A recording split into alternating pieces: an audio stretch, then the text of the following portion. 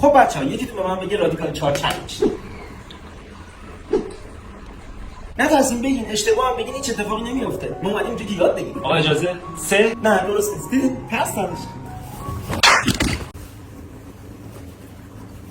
برو آخرت بشه درس رو نمیخونی. انشا داشتیم. گفتم 600 کلمه، این که کلا 300 کلمه است. خب دوبار بخونید. برای اینکه موفق بشی، بعد سخت کار کنی، سخت درس بخونی. پس چرا شما نشد؟ خوب شو برو بیرون. فردا با والدینت میای. تو که هنوز وایسادی؟ آقا هر چی میگردیم تو کنمون نیست. برو پیداش کردم میدم به دفتر. پشتش بابا.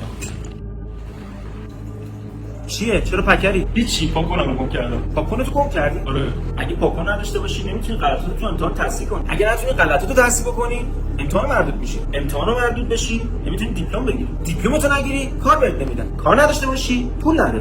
پول نداشته باشی، گشنه میمونی. گشنه بمونی، لاغر میشی. لاغر بشی، از ریخت و قیافه میافتی. از ریخت و قیافه هم بیافتی، افسرده میشی. افسرده بشی، خونه نشین میشی. خونه نشینم بشی، زخم بستر میگیری. زخم بستر بگیری، میمیری.